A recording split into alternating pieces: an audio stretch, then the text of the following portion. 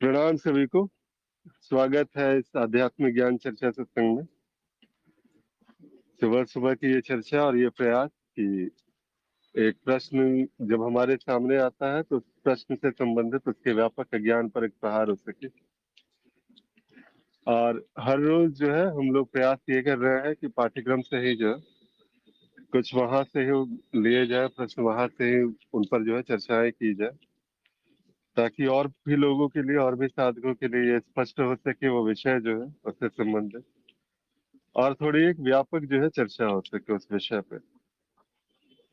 आज की जो चर्चा का विषय है ये है, सबसे पहला जो विषय है, बहुस्तरीय ज्ञान से आखिर क्या समझा जाए। जब बहुस्तरीय ज्ञान के बारे में बात होती है तो बहुत सारी बातें ऐसी रहती है कि जो स्पष्ट नहीं है, क्योंकि ऐसा लगता है कि ज्ञान तो बिल्कुल छोटा सा है, कि मैं कोई अनुभव नहीं अनुभव करता हूँ। तो फिर यहाँ पर स्तरों की बात आखिर कर कौन रहा है? कौन है जो बार बार इस ज्ञान को जो है स्तरों में विभाजित करके देखने का प्रयास कर रहा है? और इसी से संबंधित जो दूसरा विषय है यहीं पर, कि बिना आत्मज्ञान के ब्रह्म ज्ञान तो नहीं हो सकता। और ये जो है यहाँ पर एक प्रश्न चिन्ह है कि आत्मज्ञान के बिना वास्तव में ब्रह्म ज्ञान हो सकता भी है कि नहीं हो सकता है। अगर नहीं तो सीधा मूल ज्ञान जो है वो सबसे पहले क्यों दे दिया जाता है? अगर ये हो ही नहीं सकता, ये संभावना ही नहीं है, तो आखिर क्यों सबसे पहले ही जो, जब चर्चा प्रारंभ ही होती है तो पहले ही ये बता दिया जाता है कि स्वप्न ही स्वप्न दृष्टा है, अस्तित्व ही अपने अनंत मिथ्या रूपों में प्रकट है। इस बात के बारे में आखिर प्रारंभ में बताने का क्या मतलब बनता है? तो ये है विषय हमारे सामने में, और इसी विषय पर जो है हम जो है चर्चा को आगे बढ़ाएंगे जैसे जैसे भी होगा। जी कमलेश जी प्रभु, पहला विषय बहुस्तरीय ज्ञान के विषय में कुछ बता सकते हैं क्या? प्रणाम गुरुदेव को, प्रणाम गुरु क्षेत्र को, आप जी सभी प्रणाम। लोगों को प्रणाम। जी, ये अब उतना बहुस्तरीय ज्ञान क्या चीज है, क्या लगता है आपको? अब बहुस्तरीय ज्ञान आप देखते हैं, हालांकि मेरे को उतना याद नहीं है, लेकिन मैं अपनी जो मेरे अनुभव में आया है वह थोड़ा सा कुछ शब्द कहूंगा कि ठीक है, बिल्कुल। जो है हम अनेक विधाओं से जब आते हैं तो हमको ऐसा लगता है कि हम ज्ञानी हैं, और उसमें वास्तव में ही मतारोपण बहुत होते हैं, बहुत सी धारणाएं होती हैं, मान्यताएं होती हैं, जिससे हम अपने आप को मैं और मेरे में अहम बस बना कर करके कि हम कुछ हैं। तो इस तरीके से वो अज्ञान ही होता है, जिसमें कि जहां पर कुछ बनकर करके बैठा है, जहां पर अहम खड़ा हुआ है। और बहुस्त्री ज्ञान का जो स्तर धीरे धीरे ऊपर जाता है, जब तक हम अपने स्वरूप को आत्म ज्ञान की तरफ नहीं जा पाते, तब तक उसका हमें बोध नहीं हो पाता। तो इतना ही कहेंगे कि ज्ञान मार्ग में आकर करके सभी स्तरों का पता चलता है कि हम कहाँ पर, किस अवस्था पर पहुंचे हैं। जब विवेक निखर के प्रकट होता है, जब विवेक ज्ञान बनता है, सभी अज्ञान का धीरे धीरे नाश होता है, तो फिर पता चलता है कि ये बहुस्त्री ज्ञान क्यों रखा गया है। क्योंकि अनेक हमारे यहाँ पर तो बहुत अनेक विधाएं हैं, बहुत अनेक प्रकार हैं ज्ञान के, बहुत बड़े मतारोपण भी हैं, और भक्ति मार्ग है, सांख्य है, योग है, शैव है, बहुत से मार्ग हैं अपने यहाँ पर। लेकिन ज्ञान मार्ग से हमें बहुस्तरीय ज्ञानों का ज्ञान होता है, वो सभी अज्ञानों का पता चलता है कि ये हम किस स्तर पर कैसा ज्ञान कर रहे हैं, क्या है। क्योंकि जब तक हम अपने मूल स्वरूप को नहीं जानेंगे और विवेक नहीं आएगा, सभी अज्ञान का नाश नहीं होगा, सभी अशुद्धियां दूर नहीं होंगी, हम तरीके से जगत, शरीर और मन, बुद्धि, चित्त, अहंकार, ये सभी चीजों का बारीकी से अध्ययन करते हैं, तब हमें पता चलता है कि मैं और मेरा से ही ये बन करके बैठ रहा है। तो बहु स्त्री ज्ञान में बहुत स्तर होते हैं, अनेक गुरु हैं, अनेक संत हैं, और उनका अपना अपना एक स्तर है लेकिन ज्ञान मार्ग में वो सबरा एक ऐसा धरातल है जहां पर सभी का आकर के इस तरह का पता चलता है विवेक से कि कहाँ तक किसकी क्या पहुंच है, कैसा उसका स्वरूप है। तो इस बारे में मैं इतना ही कहूंगा। और जो बिना आत्म ज्ञान के ब्रह्म ज्ञान नहीं हो सकता, ये बात भी उस सत्य पे ही है। अभी उस पे अभी जी रहने जी जी। दीजिए, उस पर जी अभी जी इसके जी। बाद जी तो बस मैं पहले अभी प्रश्न को ही पहले ले लेते हैं। हाँ तो बस हाँ इतना ही ठीक। मैं इसमें वॉइस 3 में अभी कह पाऊंगा। अभी मेरे को इतना ही विचार आ रहे हैं और इतना ही मेरा चलिए। अभी मनन में आ पा रहा है जो है। आप और कीजिए। धन्यवाद जी, आभार। ठीक, नमस्कार जी बिल्कुल जी। ठीक है। जी बिल्कुल बिल्कुल। देखिए, जब बात होती है ना बहुस्तरीय ज्ञान के विषय में, जब चर्चा होती है, तो इस प्रकार के प्रश्न जो है वो स्वतः उठते हैं कि क्या कहीं ऐसा तो नहीं जो अलग अलग जो है जगहों से, अलग अलग संप्रदायों में, पंथ संप्रदायों से जो मान्यताएं धारणाएं, वो सारी की सारी जो हम पर आरोपित सी बात है, कहीं वही वाला बात यहाँ पर तो नहीं है कि किसी स्तरों के हिसाब से वो एक आरोपण सा किया जा रहा है किसी प्रकार का, और ज्ञान को जो है वो भी एक सब्जेक्ट की तरह से उसको पढ़ा जा रहा है। क्योंकि ऐसा होता है ना, कई बार ऐसा होता है कि हमारे सामने में कुछ सब्जेक्ट जो है वो दे दिए जाते हैं। बचपन से पढ़ाई लिखाई उसी प्रकार से हुई कि जिस तरह से शुरुआत में नंबर्स हमने पढ़ना शुरू किया, फिर उसके बाद अलजेब्रा की शुरुआत हुई, फिर आगे जाकर के और भी डिफरेंशिएशन, इंटीग्रेशन, और थोड़ा सा एक व्यापक जो है गणित का थोड़ा सा और गहरा स्तर पर जो है वो ज्ञान फिर मिलना शुरू हुआ, और स्तर जो है फिर वहां पर दिखने शुरू हुए। अब वहां से ग्रेजुएशन के बाद अगर कोई व्यक्ति जो है गणित में जिसने ग्रेजुएशन किया हो, वो अपनी प्रारंभिक स्थिति को देखेगा तो उसे यही लगेगा कि स्तरों के हिसाब से यहाँ पर सारी की सारी बातें स्पष्ट हो पाई है। क्योंकि उसकी जो ग्रहण जो उसने किया है, जो उसने वहां पर जो है जो जमा किया हुआ है, वो स्तरों के हिसाब से ही किया हुआ है। एक स्तर जो ये बताता है कि 2 + 2 4 होता है यहाँ पर, और उसके बाद फिर उंगलियों पर उसने गिनना सीखा था। और अभी यहाँ पर जो है वो काफी बड़े बड़े जो है कैलकुलेशंस वो दिमाग में ही कर लिया करता है। और बहुत सारे फॉर्मूला, बहुत सारी चीजें जो है उसके पास में अब इकट्ठी होती चली गई है। अब चाहे तो वो एक गणित पर एक जो है बड़ा सा पुस्तक लिख दे। तो एक जो है इकट्ठा करने की हमारी प्रवृत्ति जो है वो सदा से चली आ रही है। और ये क्या है ना कि जो सांसारिक वृत्ति है वही अक्सर जो है अध्यात्म में भी आने के बाद एक आध्यात्मिक व्यक्ति भी वही वृत्तियां बार बार दोहराव करता है। बार बार ये प्रयास करता है कि कोई ना कोई जो है किसी न किसी प्रकार से वो संसारिक जो सारी की सारी चीजें हैं उसी प्रकार से इस आध्यात्म को भी लेने का प्रयास होता है। तो यहाँ पर वो यही कहता है कि जैसे हम कहते हैं ना कि ज्ञान मार्ग को एक अंतिम मार्ग कहा गया है।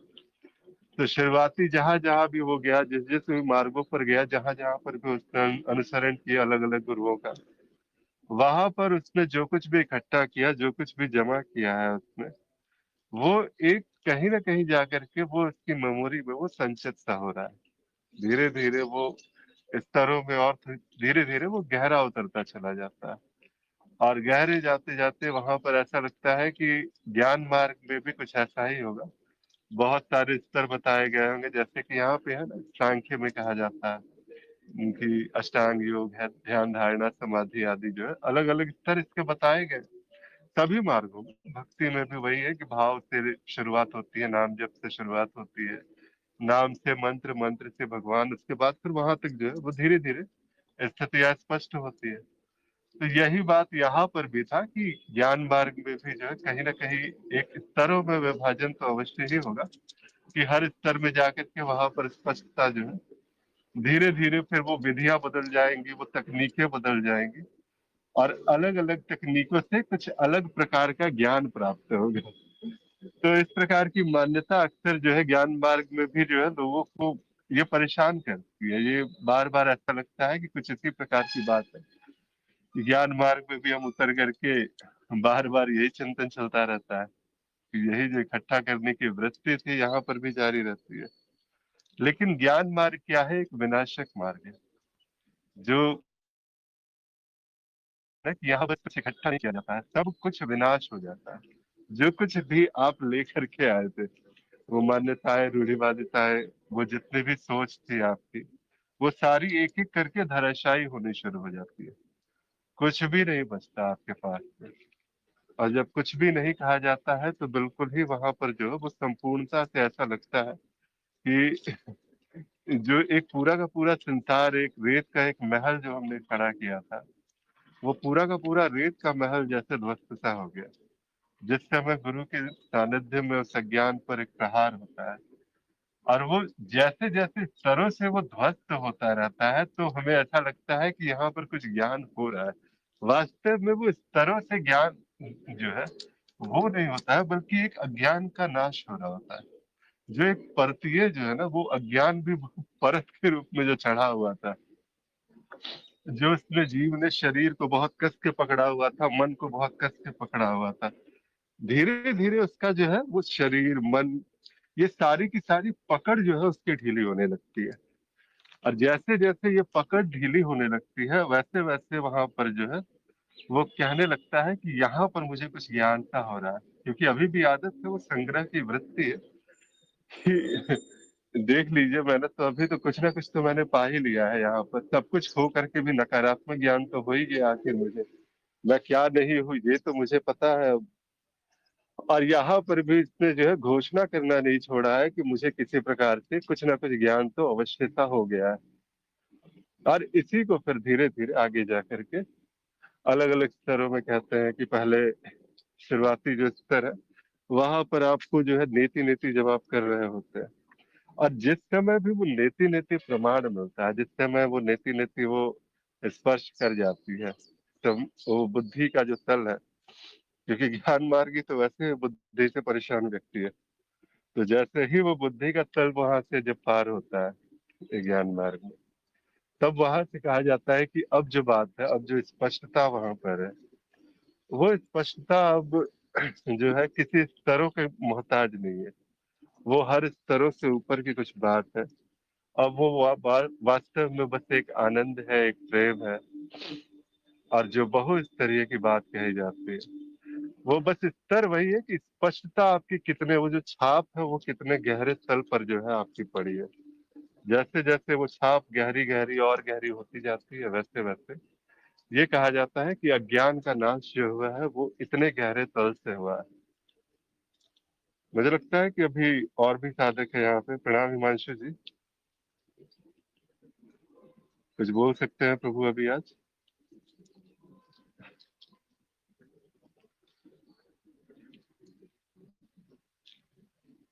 लगता है व्यस्त चल रहे हैं अभी। प्रणाम कमल जी, बोल सकते हैं प्रभु आज, या आप भी व्यस्त हैं अभी?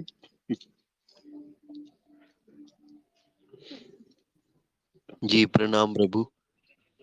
प्रणाम प्रभु, प्रणाम। ये मैंने अभी बहुस्तरीय ज्ञान के विषय में, सिर्फ बहुस्तरीय ज्ञान पाठ्यक्रम का ही है, बहुस्तरीय ज्ञान है, उसी पर चर्चा हो प्रभु रही मैंने अभी ज्वाइन किया है, मुझे अभी पता नहीं है तो। है। अच्छी, जी कौन से प्रभु, आप अभी चरण में चल रहे हैं तो? मेरा कंप्लीट हो गया प्रभु ज्ञान दीक्षा।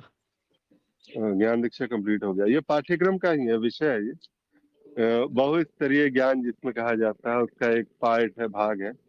जब ये कहते हैं ना कि ज्ञान जो है वो स्तरों में जो है वो कहीं ना कहीं स्पष्टता आती है, तो स्तरों में आती है। ऐसा नहीं है कि एक ही बार में आपका पूरा का पूरा मूल ज्ञान प्रमाणित हो जाता है कि स्वप्न ही स्वप्न दृष्टा है, वहां तक आप पहुंच जाते हैं। धीरे धीरे स्टेप बाय स्टेप वहां तक पहुंचते हैं। उसी के बारे में आपकी क्या राय है कि स्टेप बाय स्टेप ही पहुंचते हैं या डायरेक्ट ही हो जाता है? क्योंकि कहते हैं ना कि ज्ञान या तो होता है या तो नहीं होता है। तो होता है तो सीधा ही पूरा हो जाए। क्यों ये स्तरों में क्यों बटा हुआ है? इसके विषय में जी आप प्रभु। क्या कह सकते हैं? जी प्रभु, जी, क्या लगता मैं है तो, आपको? मुझे तो यही लगता है कि जैसे आपने कहा ज्ञान होता है या तो नहीं होता है, तो मुझे तो यही लगता है कि वो एक ही स्टेप में शायद सारा क्लियर हो जाता है। जब अज्ञानता छटती है तो, अज्ञानता या मान्यताएं पूरी छटती हैं तो वो संपूर्णता ही से ही छटती हैं। वो ऐसा नहीं है कि आज ये अज्ञानता छटी, आज वो मान्यता छटी। तो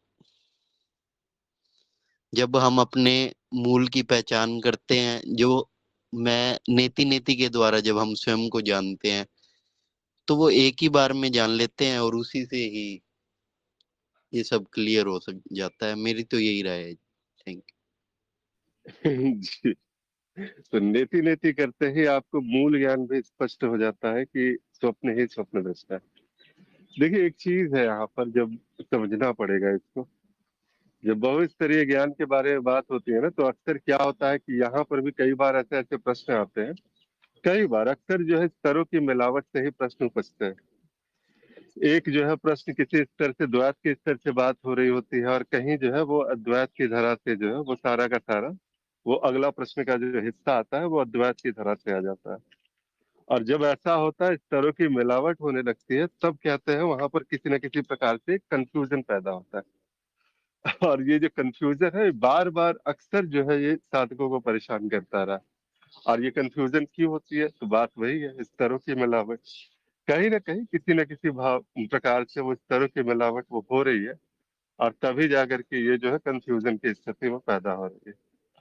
अब यहाँ पर या तो होता है या तो नहीं होता है। अगर इस पर हमने बिल्कुल सटीकता से कह दिया कि हाँ, या तो ज्ञान हो रहा है या तो नहीं हो रहा है, अगर होगा तो सीधा मूल ज्ञान ही होगा, नहीं होगा तो वहां पर कुछ भी नहीं होगा, अज्ञान ही अज्ञान रहेगा। अगर ये कहा जा रहा है तो ये भी एक प्रकार से जिसको कह सकते हैं ना हम लोग कि अभी तक जो है वो वाली बात कि चरणबद्ध तरीके से, जिसको कहते हैं कि चरणबद्ध तरीके से क्या होता है, नेति नेति भी जब हम कर रहे होते हैं, तो कुछ ही चीजें हैं कि मैं शरीर नहीं, मैं मन नहीं, मैं बुद्धि नहीं। और इसके बाद फिर प्रयास ये होता है कि जो पकड़, जो मान्यता आपके शरीर पर टिकी थी, कि आपने अभी तक अपने शरीर को सत्य माना हुआ था, कुछ इस प्रकार से था बात। वहां से अब आप एक स्तर अब ऊपर उठ चुके हैं। अब शरीर जो है इसकी मिथ्या जान ली गई है, ये सारा का सारा इस मन की मिथ्या जान ली गई, इस बुद्धि की मिथ्या जान ली गई। अब यहाँ पर कहते हैं कि ये आत्मज्ञान जो है वहां पर एक कुछ प्रकार से वो घटित हुआ, जिसके स्मरण में बने रहना आपका जो है वो साक्षी भाव है।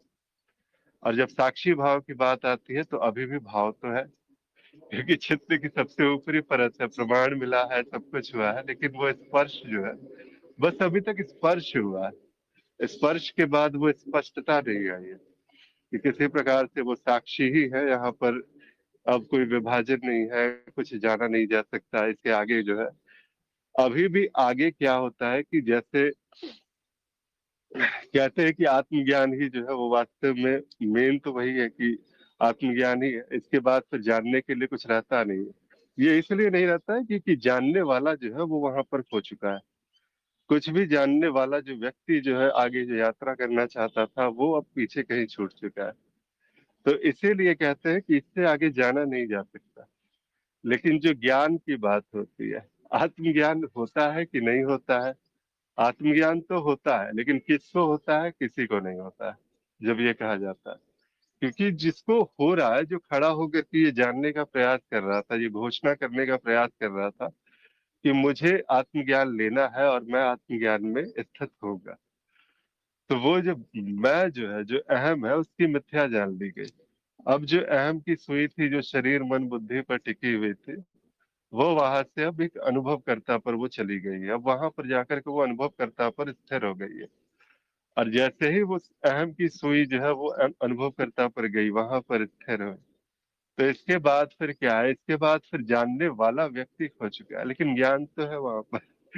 कहीं ना कहीं एक जो स्थिति जिसको कहते हैं कि अभी भी वो ज्ञान वहां पर स्थिर है। और इसके बाद फिर जिसके कहते हैं कि एक बार जब वो बहाव जो है उसमें जब एक बार वो एक धारा में शामिल हो गया, और होने वाला वहां पर क्या है कि कोई जीव नहीं है, बस एक धारा बह चली है। और उस धारा में जो है, जो जिसने कभी जीव माना था स्वयं को, जिसने कभी स्वयं को जो है इस संसार का ही जो है वो पूरा अंग मान करके वो चला था, अब वहां पर जो है वो साक्षी की धारा जिसे कहते हैं, वो जब उसमें बहना शुरू होता है, उस बहाव के साथ बहना शुरू होता है, तो वो धारा स्वतः ही जो है वो मूल ज्ञान तक जो है लेकर के जाती है। जैसे कहते हैं ना कि गंगा अगर जो है गौमुख से निकलती है तो उसका अंत जो है गंगा सागर तक तो होना ही होना है। मार्ग आएगा, अलग अलग मोड़ आएगा, क्योंकि बार क्या होता है कि सारे अनुभव मिथ्या है, सारे अनुभव एक है, अनुभव अनुभव करता है कि बीच में कोई दूरी नहीं है। ये सारा की सारा जो प्रश्न उठता है इस प्रकार से प्रश्न, तो ये प्रश्न क्या है, ये मोड़ की तरह है उस नदी की धारा में जो अविरल बह रही है। तो वो सारे के सारे मोड़ आते जाते हैं, धीरे धीरे वो कृपा होती है, वो सारा का सारा वो जो प्रसाद जिसे कहते हैं बार बार, ये वो प्रसाद जो है वो धीरे धीरे उतरता है गले में। और जब वो उतरना शुरू होता है फिर धीरे धीरे वहां से फिर अंतिम जो बात है गंगा सागर वाली बात, वहां पर जाकर के सब कुछ स्पष्ट हो पाता है। और तब तक जो है जितने भी प्रश्न आएंगे इन्हीं स्तरों के मिलावट के रहेंगे। और अभी तक जो है यहाँ तक भी देखा गया है कि ब्रह्म ज्ञान से लेकर के आत्मज्ञान, ब्रह्म ज्ञान आदि आदि जिस पर भी जब भी चर्चाएं हुई हैं, अक्सर यही हुआ है कि वहां पर जब भी प्रश्न उठते हैं, जब भी प्रश्न किए जाते हैं, कहीं ना कहीं इस तरह की मिलावट रहती है। बिल्कुल कि जैसे अब कल ही जो है परीक्षार्थियों की समीक्षा करते हुए अलग अलग प्रकार के प्रश्न आ रहे थे वहां पर कि जो है मेरा भोजन असत्य है तो फिर जो है मैं जीवित कैसे हूँ। मैं मृत्यु के बाद आत्मज्ञान भूल जाऊंगा क्या। तो क्या है वास्तव में यहाँ पर जब इस प्रकार के जब प्रश्न आते हैं कि मृत्यु के बाद आत्मज्ञान भूल जाऊंगा, तो मृत्यु यहाँ पर जो है अभी तक जो है एक अज्ञान की तरह से जीवन मृत्यु सारी चीजें बिल्कुल यथावत है, सत्य है। वो जीव जो था, जो स्वयं को बुद्धि जो है विश्लेषण करके बताती है, वो अभी तक बचा हुआ है। भोजन किसी का जो है सत्य है असत्य है, उसने कहीं से पढ़ लिया कि भोजन जो है वो वास्तव में क्या है, सारा का सारा माया है, मिथ्या है, परिवर्तनशील है, तो असत्य है। अब जब असत्य है तो मेरा जीवन सत्य क्यों लग रहा है फिर यहाँ पर। तो क्यों आ रहा है ये सारा का सारा प्रश्न। अगर ज्ञान होता है या तो नहीं होता है, सिर्फ इतना कहना अगर आसान रहता, इतने से ही काम बन जाता, तो इस तरह के प्रश्न ही नहीं आते फिर तो सीधा एक बार में ही गुरुदेव जो है मूल ज्ञान वहां पे सामने में दिमाग में चिपका देते हैं और फिर बोलते हैं कि बस हो गया बेटा, काम यहाँ से अब इसके बाद तो कुछ होना ही नहीं है। लेकिन वो जो मान्यताएं है ना, वो पकड़ है इतनी जल्दी नहीं छोड़ती है, वो धीरे धीरे पकड़ छोड़ती है।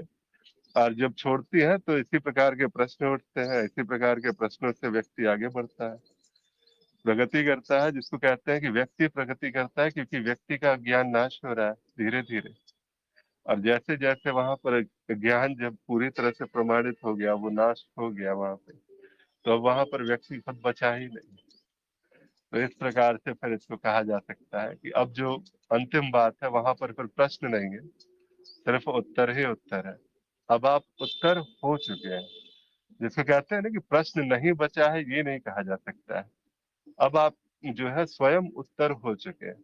तो जिस समय आप स्वयं उत्तर हो गए तो वहां पर प्रश्न कहाँ से आएगा, सारा का सारा प्रश्न, क्योंकि ये सारा का सारा मोड़ तो है आपने भी पार किया है कभी न कभी।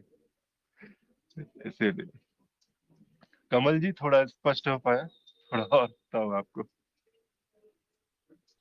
जी प्रभु।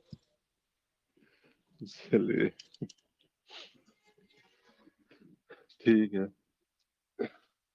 हिमांशु जी अभी फ्री हुए कि नहीं हुए प्रभु? अगला प्रश्न। अ, आवाज आ रही है मेरी आवाज? हाँ बिल्कुल आ रही है, बिल्कुल आ रही है। एक्चुअली सेटिंग गड़बड़ हो गई थी तो आवाज नहीं पहले भी। अच्छा हम्म, हम्म, तो जी बस अगले करिए प्रश्न ज्ञान। का है ज्ञान वाला अच्छा, आपको क्या लगा, इसमें कहीं पर अगर कोई चूक रह गई तो बताइए इसमें। ठीक है। नहीं देखिए, बस एक दो वाक्य में अपनी बात करता हूँ। बिल्कुल। सही है, आपने बहुस्तरीय ज्ञान बिल्कुल सही, क्योंकि अज्ञान भी परतों में है तो उसका अज्ञान का नाश भी परतों में ही होगा। परतीय रचना है चित्त, और चित्त पर परतों में ही अज्ञान भी हो रहा है, ज्ञान भी इसी तरह से होगा। और जो मूल ज्ञान है, जिसे मूल ज्ञान कहते हैं, उसे क्यों फिर कहते हैं कि ज्ञान हो गया तो एक क्षण में हो गया, यदि परतीय है तो। क्योंकि वो मूल ज्ञान एक ऐसा चमत्कार है कि एक क्षण में समस्त परतें और समस्त परतीय रचना एक क्षण में समाप्त हो सकती है, एक क्षण में। पर चूंकि चित्त जो है प्रगति करता है धीरे धीरे, चरणबद्ध रूप से चित्त की प्रगति होती है, तो और वो जो प्रगति का पथ है वो माया ने चरणबद्ध रूप से ही उसके लिए निर्धारित किया है। जीव की प्रगति भी चरणबद्ध ही होगी। तो इसलिए ये कहा जाता है, इसलिए ये ज्ञान जो है बहुस्तरीय हो जाता है, क्योंकि प्रत्येक जीव भिन्न चरण पर या भिन्न प्रगति स्तर पर मौजूद है। तो इसलिए वो जिस स्तर पर वो जीव है उसी स्तर के ज्ञान की उससे बात की जाती है, और इस तरह सभी को बहुस्तरीय कह दिया जाता है। तो जो एक स्तर का है ज्ञान, वो दूसरे के लिए व्यर्थ है, दूसरे में वो अवधारणाओं का कारण है, क्योंकि बुद्धि वहां उतनी विकसित नहीं हुई है। तो बुद्धि उसको बिल्कुल उल्टा ही लगता है। तो जिस चरण पर कोई जीव है, जिस स्तर पर है, उसी स्तर का ज्ञान उसके लिए उपयोगी है। जी, इस संबंध में तो इतना ही मैं कहना चाहता था, जो कि सभी कुछ आप लोग कह चुके हैं। जी। जी बिल्कुल। अगला हिस्सा अगर इस पर जो है प्रारंभ आप ही करें। बिना आत्मज्ञान के ब्रह्म ज्ञान नहीं हो सकता क्या? बिल्कुल सही है। बिना आत्मज्ञान ब्रह्म ज्ञान भी होता नहीं है। आत्मज्ञान तक ही अंतिम है, अंतिम आत्मज्ञान। ब्रह्म ज्ञान होना मात्र है, हो जाना वो सहज समाधि है। ब्रह्म ज्ञान सिर्फ यदि सूचना मात्र कहेंगे, तो वो सूचना तो आप चाहे कोई सी भी सूचना पहले ले लीजिए, लेकिन वो ज्ञान नहीं है। तो आत्मज्ञान ही इतना ही हो सकता है नीति नीति से कि मैं क्या नहीं हूं। इसके पश्चात कुछ भी ज्ञान नहीं है, कुछ भी नहीं। वो ब्रह्म ज्ञान भी एक एहसास है, एक फैलाव है, एक विलय होना है, समझ लीजिए। पूरा अस्तित्व हो जाना है। अब ये कौन सा ज्ञान है? ये तो कोई ज्ञान नहीं है। अस्तित्व हो जाना ये कोई ज्ञान नहीं है। अनुभव करता हूं पहले से, ये भी कोई ज्ञान नहीं। ये भी स्थिति है। मैं कौन हूं, ये स्थिति है। तो मैं यदि ब्रह्म ज्ञान की हम बात करें तो उसे ज्ञान ज्ञान मान लेना या ज्ञान जान लेना, ये ज्ञान की तरह वो होता है जैसा कि अन्य ज्ञान होता है, इसी से अवधारणा होती है। तो ये उचित नहीं लगता। जी आदि सत्य जी। अगर जो है ब्रह्म ज्ञान वाली बात, इसका अगला जो हिस्सा था, नहीं तो सीधा मूल ज्ञान पहले क्यों दे दिया जाता है, तो बाद में देना चाहिए, तो ऐसा लगता है। जी हाँ, मूल ज्ञान, सीधा मूल ज्ञान सबसे पहले क्यों दिया जाता है? क्योंकि और कुछ है नहीं, और कुछ है नहीं, इतना ही है। ब्रह्म ज्ञान तो दिया ही नहीं जा सकता। ब्रह्म ज्ञान जब ज्ञान ही नहीं, ब्रह्म ज्ञान को हम कह रहे हैं क्योंकि हमें कुछ ना कुछ तो कहना है। उस एहसास को उसको कुछ तो कहना है। वो जो बताया जा रहा है वहां पर, उस प्रक्रिया को कुछ तो कहना है। लेकिन वो, देखिए, हमने कहा ज्ञान अनुभवों का संयोजन है, लेकिन ये जो ब्रह्म ज्ञान है वो इसमें कोई संयोजन नहीं होता, इसमें कोई अनुभव नहीं होता। यहाँ पर दोनों अनुभव और अनुभवकर्ता दोनों का विलय है, तो फिर यहाँ संयोजन भी नहीं है, तो सही है। इसीलिए सीधा मूल ज्ञान ही दिया जाता है।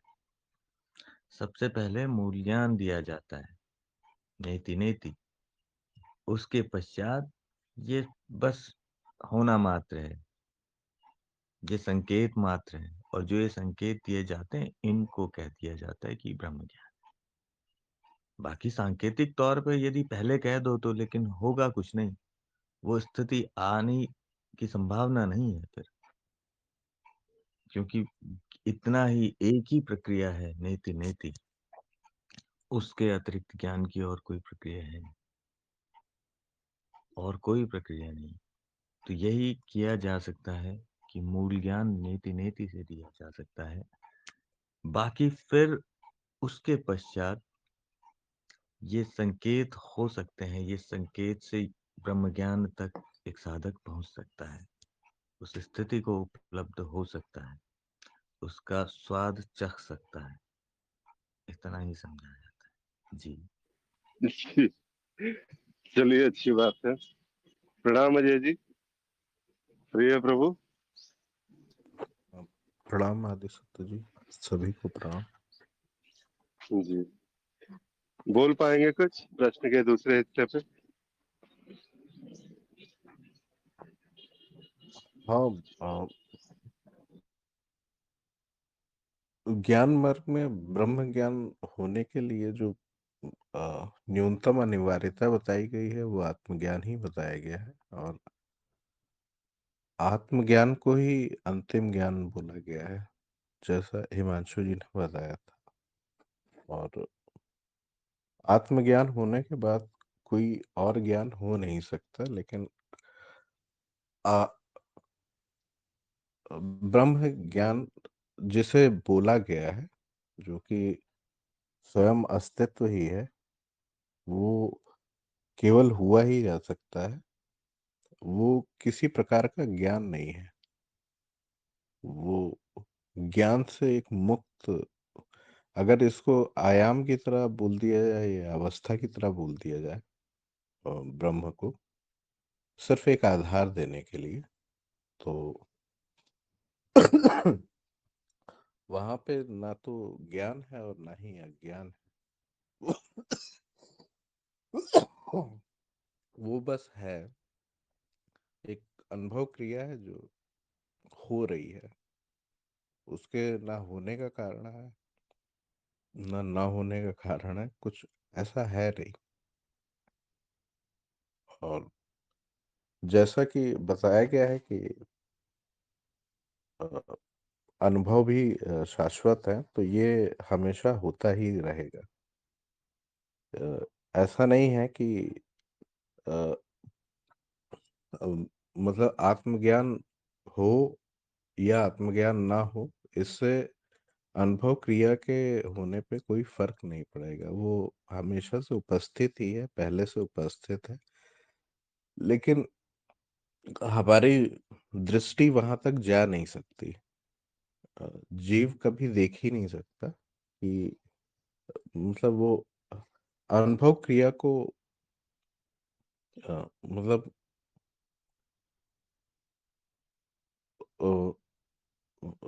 अनुभव क्रिया को समझने के लिए उसे स्वयं का ज्ञान या मतलब अपने तत्व के ज्ञान होना ही चाहिए। बिना उसके वो उसकी दृष्टि ब्रह्म ज्ञान की ओर जा ही नहीं पाएगी। और इसीलिए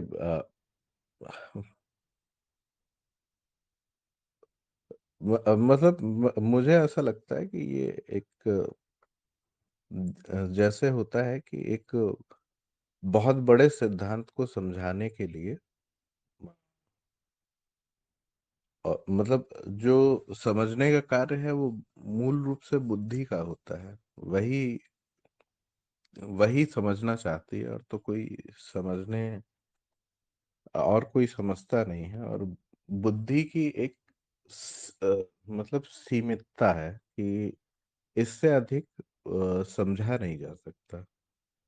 तो बुद्धि को समझाने के लिए कि बुद्धि संतुष्ट हो जाए, वो केवल इस स्थिति को मतलब इस स्थिति को पाने के लिए ज्ञान में दो भाग किए जाते हैं, ताकि एक के तुलना में वो दूसरे को समझ पाए, और वास्तव में एक की तुलना में वो समझ भी नहीं रही होती है दूसरी बात को, बस एक एक अंदाजा हो जाता है, या एक विश्लेषण हो जाता, एक तुलना हो जाती है कि अ, एक अ, एक स्थिति ये है और इसके अलावा भी एक स्थिति संभव है। तो उससे अ, मतलब बुद्धि सिर्फ संतुष्ट हो जाती है कि हाँ, जब नेति नेति माध्यम से सारा का सारा ज्ञान समाप्त हो जाता है, और वहां पे बस यही पता लगता है कि कुछ भी जाना नहीं जा सकता, बस हुआ ही जा सकता है। और ये आत्मज्ञान ही है। मतलब कि कुछ भी जाना नहीं जा सकता, मतलब तत्व के व्याख्या तो की नहीं जा सकती ऐसे। जी, एक चीज मैं पूछना चाह रहा था। जैसे कई बार कहा जाता है ना, आत्मज्ञान हम्म। यानी कि आपके स्वयं का ज्ञान है, और ब्रह्म ज्ञान हम्म। यानी कि अस्तित्व का ज्ञान है। कई बार इस हम्म। प्रकार से बताया भी जाता है, विभाजन भी किया जाता है। हो सकता है कहीं पाठ्यक्रम में भी कहा गया हो इस बात को। हम्म। अगर आपने तो बिल्कुल अभी करंट में हाँ, चल हाँ, रहे बिल्कुल हैं बिल्कुल। इसलिए। तो ये जब कहा जाता है तो यानी कि कुछ ना कुछ ज्ञान तो है। अब आत्मज्ञान ही है सब कुछ अगर कहने लगे, तो ब्रह्म ज्ञान की शब्द की आवश्यकता क्यों पड़ी? छोड़ देना हम्म। चाहिए था ये शब्द भी, आत्मज्ञान के बाद ही समाप्ति कर देना चाहिए था। ब्रह्म ज्ञान अगर शब्द आया है तो कहीं ना कहीं वहां पर उसकी व्याख्या भी रही होगी, कुछ ना कुछ इसके बारे में बताया भी गया होगा। और वहां पर अगर कहा गया है कि ब्रह्म ज्ञान के लिए जो आवश्यक सामग्री है उसमें आत्मज्ञान मूल है, तो यहीं पर ये बताया जाता है कि ब्रह्म ज्ञान जो है कुछ ऐसा है जो आत्मज्ञान से भिन्न है। अगर भिन्न नहीं होता तो उसके लिए आत्मज्ञान को सामग्री कैसे बताया जाता? यहाँ पर ये जो है, ये प्रश्न जो है ये उठता है फिर यहाँ पर, अगर आत्मज्ञान को ही सब कुछ अगर ब्रह्म ज्ञान कहा जाए तो क्या आत्मज्ञान लगता में है? मैंने वही जैसे ये भी हर जगह बताया ही गया है कि मतलब जैसे अगर बहुत आसान शब्दों में बोले तो आत्मज्ञान मेरा स्वयं का ज्ञान हो गया, या मेरे तत्व का ज्ञान हो गया। ठीक है। और जब तक आप तत्व नहीं समझेंगे, मतलब जब तक कोई किसी साधक को तत्व के विषय में एक पारदर्शिता नहीं होगी, तब तक वो ब्रह्म ज्ञान नहीं जान सकता, क्योंकि अंत में मतलब आत्मज्ञान में तो यही पता लगता है ना कि मेरे अलावा कोई और है नहीं, जो कुछ भी है मतलब वो मैं ही हूँ, मेरा तत्व शून्यता है।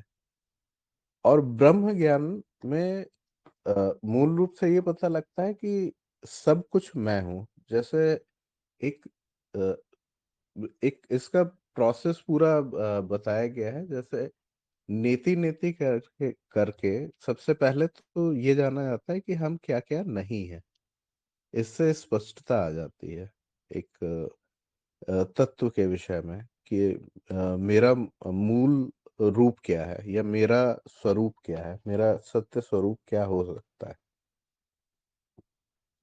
उसके बाद फिर एक और चीज होती है जिसको कई जगह पे येती येती बोला गया है कि, और येती येती की प्रक्रिया मतलब ये अ, मतलब एक प्रक्रिया की तरह ही इसको देखा जाना चाहिए। प्रक्रिया की तरह ही देखा जाता है, और गुरुजन यही बताते ही है कि सबसे पहले सब चीजों से मुक्त होना है। तो या सब चीजों से मुक्त होना है, यानी सभी अनुभवों से मुक्त होना है। जब हम ये जब हमें ये दिख जाता है, ये ज्ञान हो जाता है कि ऐसा कुछ भी नहीं है जो मैं हूँ, फिर वहां के बाद फिर धीरे धीरे उसको साधक को ये बोध होना शुरू हो जाता है कि सब कुछ वही है, मतलब येति येति। तो ये बस एक प्रक्रिया का भाग है। और अ, ये अध्ययन अध्यापन की दृष्टि से ज्यादा इम्पोर्टेंट है, ज्यादा महत्वपूर्ण है। इसलिए ब्रह्म ज्ञान शब्द का प्रयोग किया गया है। और जहाँ पे ब्रह्म ज्ञान शब्द का प्रयोग किया गया है, जहाँ पे विश्लेषण किया गया है ब्रह्म ज्ञान का, वहां पे स्पष्ट रूप से ये बताया भी गया है कि वास्तव में ब्रह्म ज्ञान हो नहीं सकता। अ, ये अ, ये केवल ये केवल मतलब हुआ जा सकता है। अब वैसे शैक्षणिक दृष्टि से भी मतलब नहीं, शैक्षणिक दृष्टि से ही इसका मूल रूप से प्रयोग है। वैसे तो आत्मज्ञान ही अंतिम ज्ञान है, इसके बाद ज्ञान होना संभव नहीं है, क्योंकि जब आप अपने तत्व में स्थापित हो गए उसके बाद तो कुछ बचा ही नहीं। तत्व स्वतः एक अंतिम है, अपने प्रकार का एक ही है, और इसके जैसा कुछ और है नहीं। तो जब हम ब्रह्म ज्ञान कह रहे हैं और ब्रह्म ज्ञान की ये परिभाषा बता रहे हैं कि सब कुछ आप हैं, तो सब कुछ आप हैं, तो सब कुछ आप हैं ये समझने के लिए मुझे सब कुछ होना पड़ेगा। ठीक है, एक प्रकार से अगर ये होने से इसको रिलेट किया जाए तो। और अगर आप कुछ भी हो गए तो वो अनुभव हो गया। अनुभव हो गया तो फिर वो ब्रह्म ज्ञान तो हो नहीं सकता, क्योंकि वहां अनुभवों का भी अभाव है। अनुभव का अभाव है तभी तो वो ब्रह्म ब्रह्म अवस्था है। वहां तो कोई अनुभव ही नहीं है, बस होना मात्र है कि आप हैं। सारी परेशानियां समाप्त हो चुकी हैं, या परेशानी है वहां सब कुछ समाप्त है, बस होना ही है। माया है एक, और आपके सामने माया ही मिथ्या रूपों में प्रकट हो रही है, अनुभवों के माध्यम से, भ्रामक अनुभवों के माध्यम से, जिनको समाप्त नहीं किया जा सकता। और आप बस हैं वहां पे। इतना ही जाना जा सकता है, इससे अधिक जाना नहीं जा सकता और बताया नहीं जा सकता, क्योंकि जी प्रभु, बहुत बेहतरीन तरीके से आपने स्पष्ट किया, इस भाव को स्पष्ट किया। और ये जो यहाँ पर जो जी कमलेश जी, अभी आप कुछ कहेंगे? जी जी, एक दो चार सेंटेंस कहेंगे। बहुत सब कुछ कह दिया है, लेकिन मैं थोड़ी सी गुरुदेव के माध्यम से जो समझ बना पाया हूँ, गुरुदेव ने इतना अच्छा तरीका निकाला कि जैसे पूरे सामग्री रखी है और उनको हमें टेस्टिंग करनी है, तो पूरे पर ना करके पूरे में भ्रम पैदा हो सकता हैगा। इसलिए आत्मज्ञान का वो एक टुकड़ा पीस लेकर के, जैसे समुद्र से एक बूंद लेकर के, इसलिए वो वाणी को इस तरीके से कहा गया कि बूंद समानी समुद्र में तो जानत है सब कोई, और समुद्र समाना बूंद में बिरला बूझे कोई। तो गुरु की वो कला होती है, वो कौशल होता है कि नेति नेति के माध्यम से उस बूंद को बड़े आराम के साथ में संपूर्णता की तरफ, त्याग की तरफ, नकारात्मक दृष्टिकोण से सबरे अनुभवों को जब वो त्यागता है कि देखो ये भी नहीं है, तो उसको समझ में जल्दी बन जाती है। बूंद एक छोटा सा दायरा मान लेते हैं आत्मज्ञान का कि यहाँ आत्मज्ञान में उसका तत्व भी उसमें है और पूरे समुद्र के अंदर भी तत्व है, पूरा जल के अंदर। तो यहाँ पर एक बात ये समझ में आई कि जब वो आत्मज्ञान में पूरी की पूरी परतों को खोल को जब उतार करके देखता है, अपनी परिधि को देखता है, तो वो फिर समझ में आती है कि मैं ही समुद्र हूं या था, जो भी है उसमें। क्योंकि फिर उसका दृष्टिकोण साफ हो जाता। वो जो पर्दा था माया का, बीच में जो आवरण पड़ा हुआ था विक्षेपण के कारण, वो समुद्र को और अपने आप को दोनों को अलग मान रहा था। वो अज्ञान था। वो अज्ञान आत्मज्ञान में बड़ी आसानी के साथ में हट जाता है। यही गुरु का संकेत सैन और इशारे रहते हैं कि इस तरीके से अगर आप होकर करके देखोगे तो वो संपूर्णता को जान लोगे, जो संपूर्णता के लिए आपने, क्योंकि फिर अब जानने वाला भी नहीं बचेगा। वहां पर अनुभव और अनुभव क्रिया भी विलय होकर करके, अनुभव क्रिया में जो विलय हो जाता है अनुभव और अनुभवकर्ता का, फिर वहां पर कुछ भेद नहीं बचेगा। मतलब बूंद जब समुद्र में समा जाएगी या समुद्र का पूरा तत्व वो बूंद में ही है, तो फिर वो उसकी समझदारी बन जाएगी कि मैं उससे अलग नहीं हूं, वो तत्व एक ही है। मेरा दृष्टिकोण जो दिख रहा है मेरे पे, वो माया का विक्षेपण और आवरण हो सकता है, जिसकी वजह से, इसलिए आत्मज्ञान ही संपूर्ण ज्ञान है, क्योंकि तत्व वो ही है। और उससे, उस पैरामीटर से, उस सब चीज को, पूरे समुद्र का आकलन किया जा सकता है तर्क बुद्धि के स्तर पर या अनुमान के स्तर पर। वहां पर जानने के लिए कुछ बचता नहीं है। वो संपूर्णता, वो माया जो है नहीं, जो दिख रही है, बहुत संपूर्णता जो विशाल दिख रहा था, वो फिर आत्मज्ञानी को कह सकते हैं कि हाँ, वो आत्मज्ञान ही अंतिम ज्ञान है, वो ही ब्रह्म ज्ञान है। और सब कुछ वो जो उसके बीच के भेद हैं, वो सब आवरण हटने के बाद में वो फिर बड़ा और छोटा का जो दायरा है, जो माया में प्रकट होकर करके दिख रहा था एक छोटे से स्वरूप में, लेकिन जब हम उसको बौद्धिक दृष्टिकोण पर करते हैं तो एक छोटी चीज का ही आकलन कर लेते हैं, तो संपूर्णता का हमें पता चल जाता है।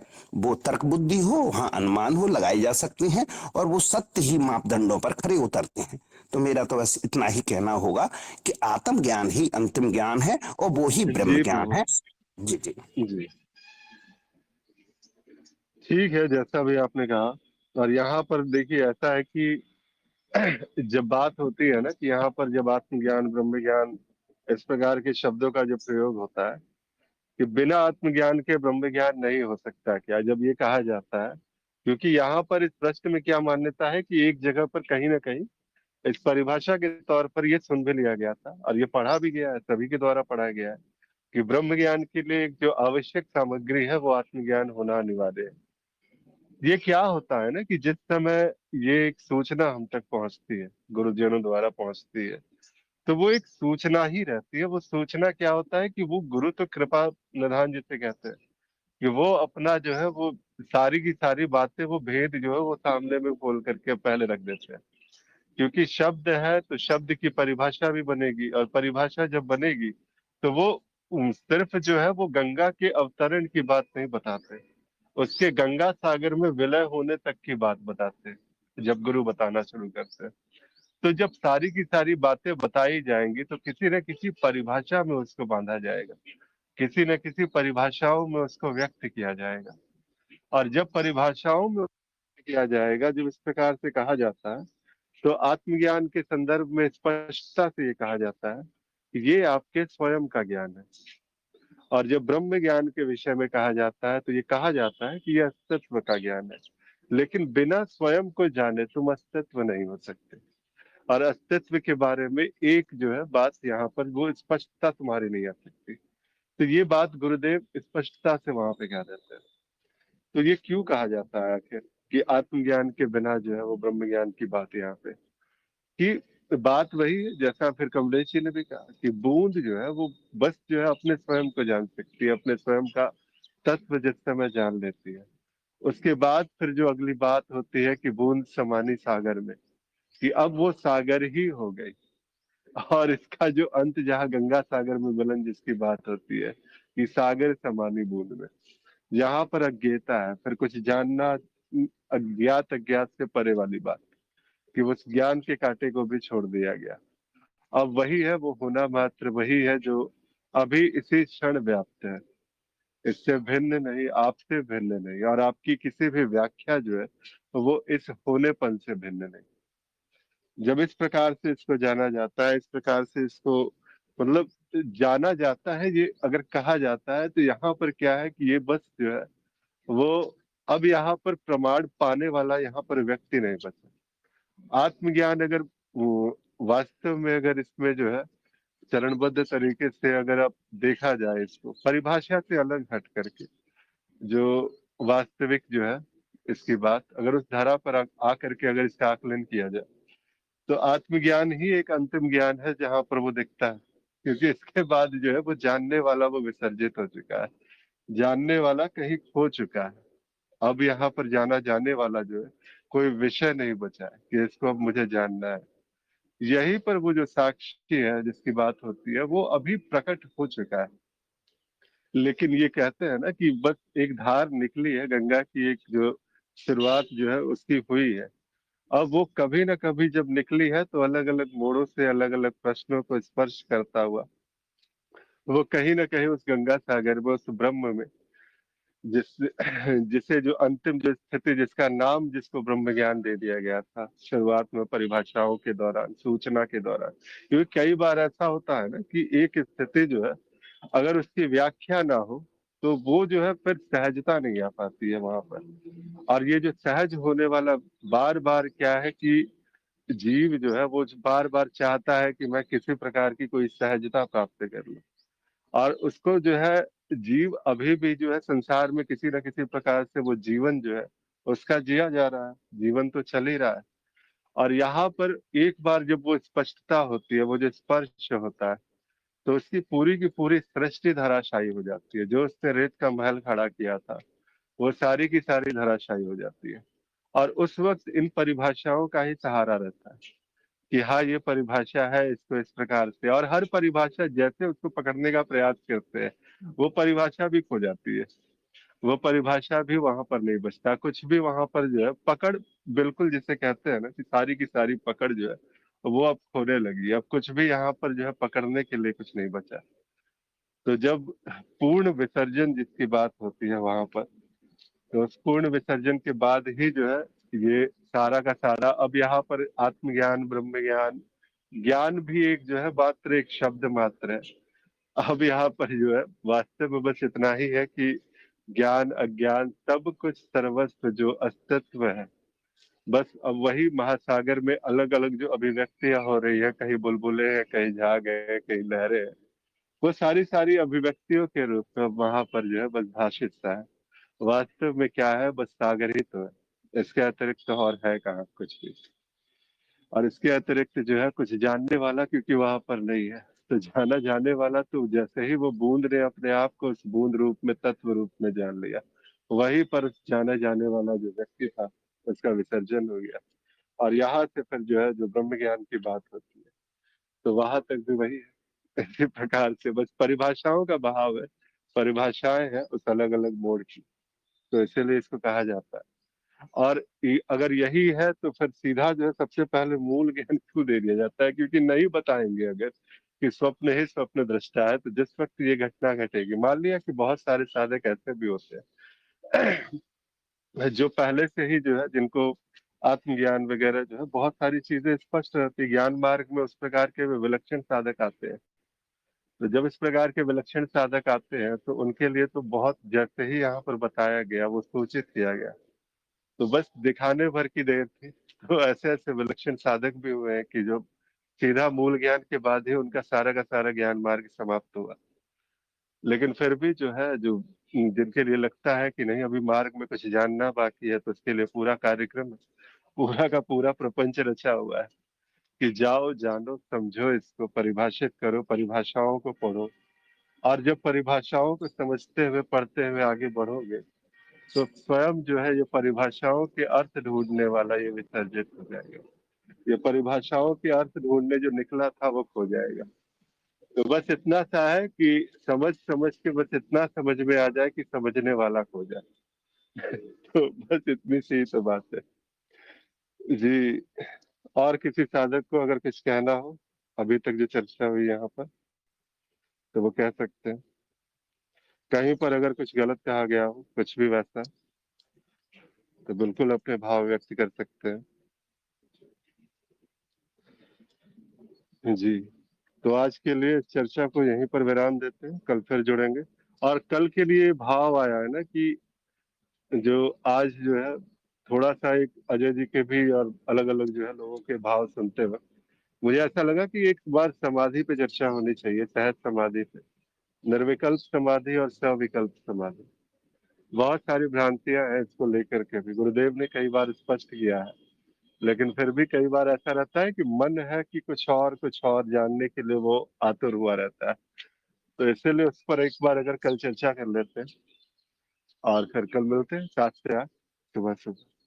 प्रणाम सभी को, नमस्कार, आभार और बहुत बहुत आभार जुड़ने के लिए। प्रणाम सभी को। प्रणाम गुरुक्षेत्र प्रणाम। को, प्रणाम